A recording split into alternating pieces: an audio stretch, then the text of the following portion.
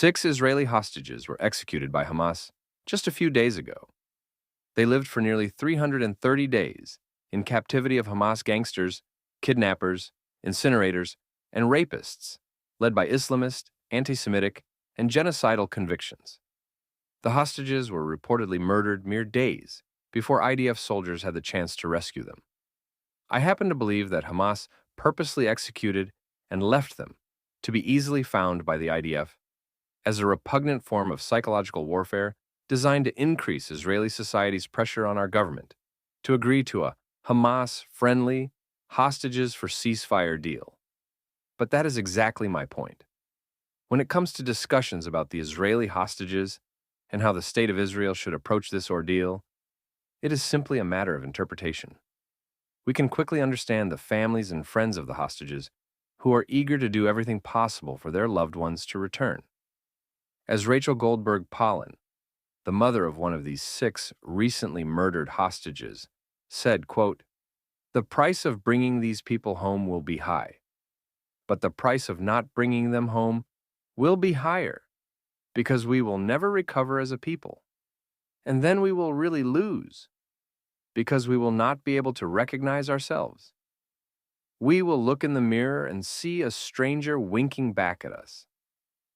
I have no doubt that I would think and feel the same if presented with her plight, as well as those of the other family members and friends of the remaining hostages.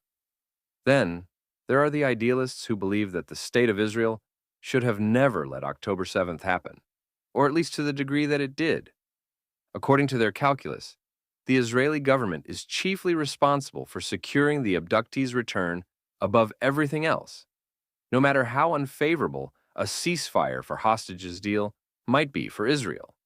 Yes, these idealists argue, Hamas ultimately took these hostages and killed them, and there should be no expectations otherwise.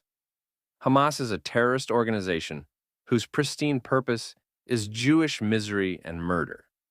Its leadership is comprised of a bunch of brutal, Islam-obsessed thugs. Yet the Israeli government failed, not because there was no deal to secure the hostages' return.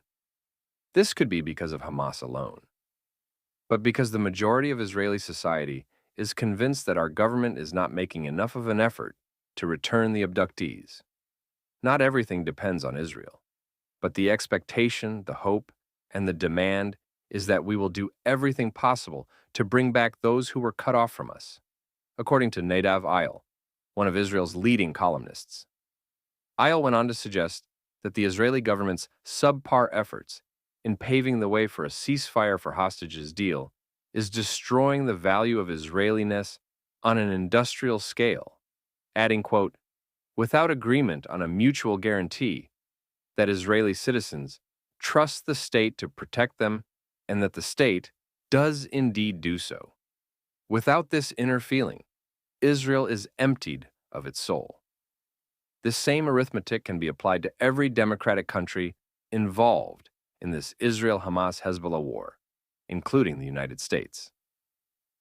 Ohad Merlin, a Middle East affairs correspondent for the Jerusalem Post, argued, quote, "One of the most striking issues is the United States' persistent ingratiation with Qatar.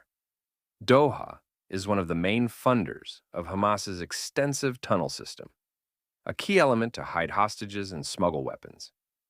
It is also a main instigator of feuds within the United States. Today, almost 11 months since October 7th, Qatar has failed to stand up to its duty and recognize its responsibility for the massacre and the hostages, essentially blaming Israel and the U.S. for trusting the royal al-Thani family regime in the first place. More than 20 U.S. citizens were kidnapped by Hamas on October 7th, while the leaders of Hamas resided in Doha's luxurious residencies. The Qatari emir and his father sat in the front row at Hamas leader Ismail Haniyeh's funeral in Doha a few weeks ago, while abductee Hirsch Goldberg-Polin and 7 other U.S. nationals were subject to agony and torture under Haniyeh's subordinates. Merlin wrote, quote, "Seeing as the U.S. opted not to send boots on the ground to fight Hamas and release its nationals held in captivity, nor to pressure the terrorists' sponsors in any way, the question remains whether the United States of America even remembers its part in the social contract. So far, as Merlin put it, the U.S. has failed to hold Hamas's custodians accountable. There were no sanctions against Doha.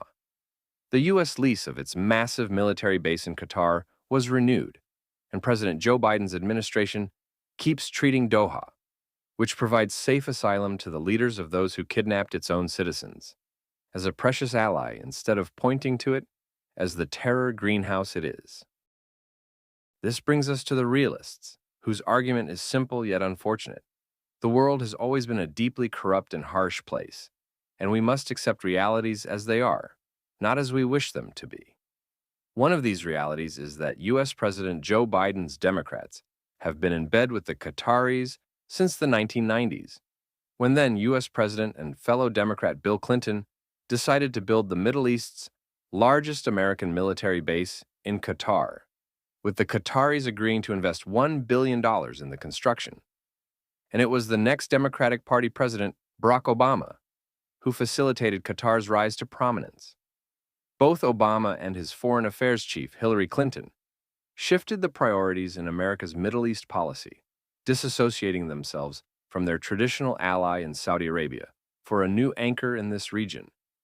They stayed their choice on Qatar. Why? Well, foreign actors have given millions of dollars to U.S. presidents. But disclosure of these contributions, some of which were made while the presidents were still in office, only came after the fact. For example, Bill Clinton's library and museum provided a list of its top 150 donors to congressional investigators during the Rich scandal in early 2001. The identities of other donors, including the governments of Saudi Arabia, Dubai, Kuwait, and Qatar, emerged in media reports only after the Clintons left the White House. Hence, why Hillary Clinton did not challenge Obama on ISIS and Hamas's funding source in Qatar. To add insult to injury, the Clinton Foundation also accepted a $1 million gift from the Qataris, while Hillary Clinton was serving as the U.S. Secretary of State without informing the State Department. During Obama's presidency, he coddled and courted Qatar, the funder of ISIS and Hamas, modern nihilistic death cults dedicated to the killing of Christians, gays, and Jews. After all, Obama was a very young second-term president. He was not wealthy and, quote-unquote, needed a job for the next 30 to 40 years following his presidential tenure, similar to former Democratic U.S. President Jimmy Carter. Although he denies its scope and bias, Carter has been profusely funded by Arab countries. You will also recall that Carter was the one who pushed for Hamas's inclusion in the Gaza elections. Back in Israel, the realities are not any less bleak. Many have reason to believe that Israeli Prime Minister Benjamin Netanyahu is torpedoing a ceasefire for hostages deal, not because it would be bad for Israel, but because it would endanger his governing coalition and lead to early parliamentary elections, which some polls indicate his Likud party would lose.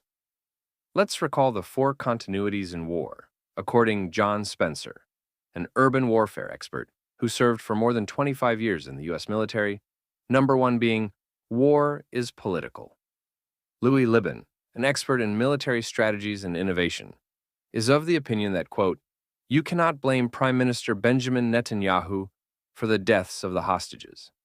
However, you can blame him and others in the security establishment for not heeding the warnings of a possible Hamas attack prior to October 7th. The Israeli government had a responsibility to protect its citizens, and failure to act on intelligence warnings is a dereliction of that duty. Something will have to be done to make sure that those who failed us are properly dealt with, but not now that we are in battle on so many fronts.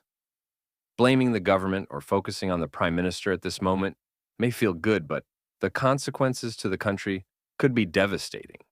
End quote.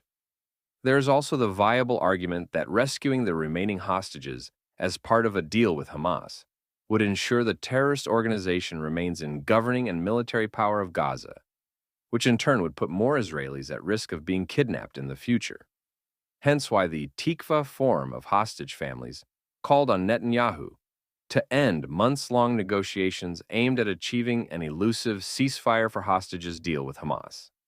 The group, an alternative to the larger hostages and missing families forum, is opposed to the idea of a deal at any cost and believes that only military pressure will lead to their loved ones' release.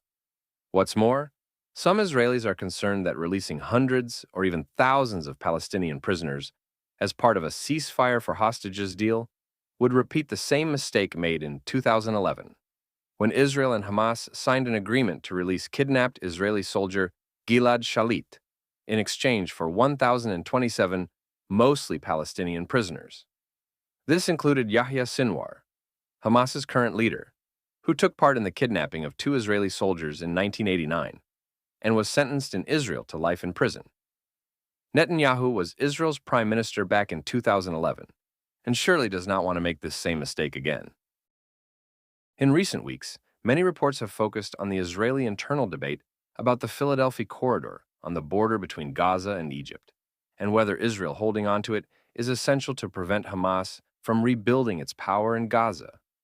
Hamas has controlled this border since 2007 and used it to build up an unprecedented arsenal that allowed the terror group to carry out the largest massacre of Jews since the Holocaust. It stands to reason that the control of the border was a key ingredient in Hamas's strength, which is why the terrorist organization wants it back as part of a ceasefire for hostages deal. On Monday, Netanyahu argued forcefully for what he said was the, quote, strategic imperative to keep Israeli troops stationed along the Philadelphia corridor, insisting that the 14-kilometer or 8.7-mile border is essential for Israel to achieve its war aims, and that retaining control there is, quote, central and determines Israel's very future. Netanyahu claimed that if the IDF withdraws even for the 42-day first phase of a ceasefire for hostages deal, it would never be able to return, and thus Hamas would be able to rearm, revive, and carry out more massacres and kidnappings. Despite massive pressure to withdraw from the Philadelphia corridor and end the war, such a withdrawal would, quote, not bring back the hostages, but would have the opposite effect, Netanyahu argued, also claiming that leaving the Philadelphia corridor could enable Hamas to spirit the hostages overground across the border into Egypt, and from there to Iran or Yemen during that 42-day first phase. In 1986, Netanyahu edited a book based on a 1984 conference convened in Washington by the Jonathan Institute, named after his late brother, Yonatan Netanyahu, the hero of Israel's hostage rescue operation in Entebbe in 1976. The book is titled Terrorism: How the West Can Win, comprising a range of fascinating articles written by Netanyahu himself, who was then Israel's permanent representative to the United Nations, as well as his father, historian and professor Benzion Netanyahu, former American diplomats George P. Shultz and Daniel Patrick Moynihan, former Israeli Prime Minister Yitzhak Rabin, and former Israeli Foreign Minister Moshe Ahrens, Netanyahu's political mentor.